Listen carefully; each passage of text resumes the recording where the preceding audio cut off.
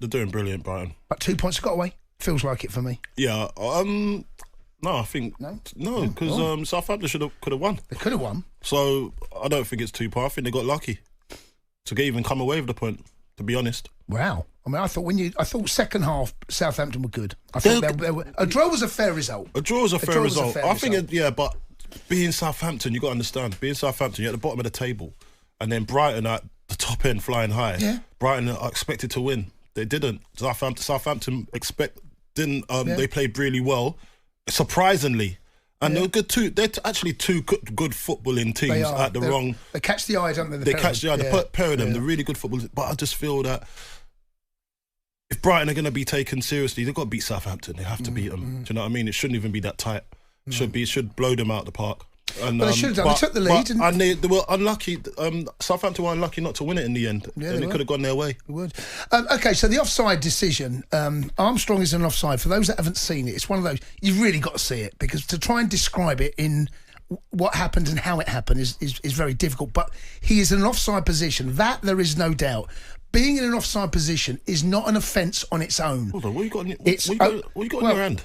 I've got the Premier League and Pogmo competition guidance handbook from the Premier League. Please, right? hold it up. Right? Look. So this is what this guy's doing. This is what he's resorted to. He's got the rule book, like he doesn't know what football is. Coley. He's never played the sport before. Let me guide you. He's got a book in his hand. What are you going to read me that I don't already know? Let me guide you to page 68 on my. Is this how to be a footballer? No, it's IFAB laws of the game. Law 11. IFAB. An offside states that a player in offside position at the moment the ball is played or touched by a teammate is only penalised on becoming involved in active play by, and here we go, interference with an opponent by, preventing an opponent from playing or able to play the ball by clearly obstructing the opponent's line of vision, or that didn't happen. This one might happen. That didn't happen. Challenging an opponent for the ball. Did that happen? Well, he kind of backheeled it, didn't he? Like tried to do this one. Right, you ready for this one? Yeah, go on. Right, you'll be glad of this now, Coley. Clearly attempting to play a ball which is close when the action impacts an opponent. Yeah. You're still not convinced? Or make an obvious action which clearly impacts on the ability of an opponent to play the ball. There you go. Clear as mud. Well, that's a hard one, isn't it? Because like when you look at it, you think, do you know what? He did attempt to try and touch the ball, didn't he? He's made a movement, but the ball is behind him. I can. It's not the worst decision I've ever seen. It's not the worst. Right? I get and understand. But the problem is, Jace, like these points are they're vital. Just seems harsh, Colin. For a team like Southampton. Seems harsh. It seems harsh. Seems really and harsh. I don't think that's what VAR's used for. I don't want it to be used for that. I want it to be. I let the referee make that decision. Well, here's another thing, right? But the other decision, the VAR, if he's offside or not, I can understand that. Like if he's offside, he's offside. If he's onside, he's onside. But he was onside. They've deemed it.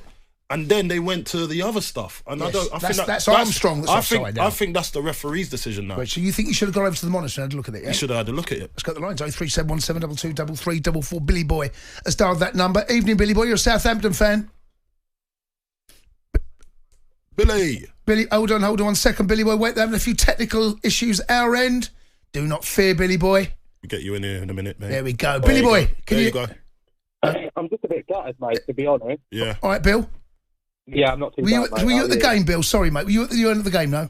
No, unfortunately not. I was watching it from home because I was on daddy duties. Daddy duties, right, okay. Good man. Go on then, matey. But, it just doesn't make sense. Like, every week there is a problem with VAR. Go on. I mean, I think it's got better. It's got better. But that's reverting back to the old school, what I just saw today. No, but the thing is, like, there is systems in place with different sports that are absolutely bang on every time. But unfortunately, the big-headedness of the FA wants to adopt their own shit, and get it wrong every single week. Okay, what did you think about this, though? What did you think about this actual decision?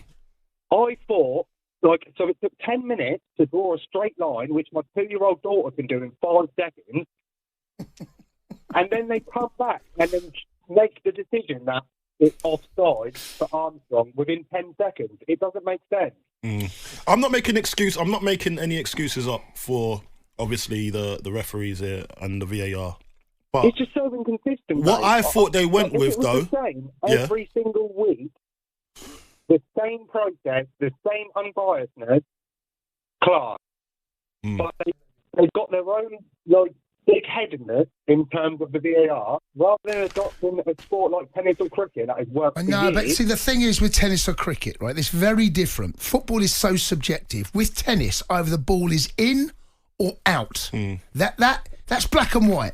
That's why. But they got that semi-automated thing that happens. Hawkeye, yeah. The ball is on the line, but slightly out. Then it's deemed out in tennis. But why is it in football that is completely different? The technology. Listen, Bill, I hear your pain, matey, and I know. Good luck with Daddy Day or Daddy Evening Care as it is now. I get it. I understand the frustration, but and I was read out the letter of the law, Law 11. I should do it again in a little bit. I don't want to bore everyone to actually nailing down the law. You're boring me, mate. I'm not boring you already. As soon as you brought that book out, I was like, oh my gosh. Well, Coley, look, that's what it's there for. I don't want to see that book ever again. That's what it's there for. I shall be reading it again very shortly. Okay. He was impacting on the goalkeeper, Verbruggen. What? I'm not having that one. Don't shoot the messenger. I've got my book here. Do you want me to get my book out? But how was he impacted? Was it visually? Do you know what, Ross? Can we get that? Can we get the actual wording, please, from get that, and we'll read exactly how PGMO revealed the news publicly as to why the goal was disallowed. The goalkeeper can actually see the whole action, so there was there wasn't anything in his way. No, but they're saying disruption of view. He made a deliberate attempt to play the ball, even though it's behind him. It's behind him. Yeah, I think the goal should stand, but I understand why it's disallowed because by the letter of the law.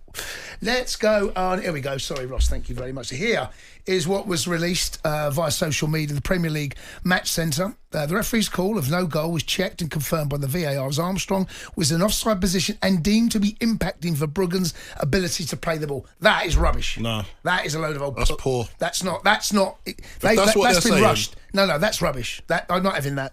No. So he's not impact. That's not... If he's... I'd make a formal... If that's what they're going with, I'd make a formal complaint. Well, that's there... That did not happen. Yeah, I'll make a formal complaint. 03717 223344. Speak to Jerry, who's an Arsenal fan. All right, Jez?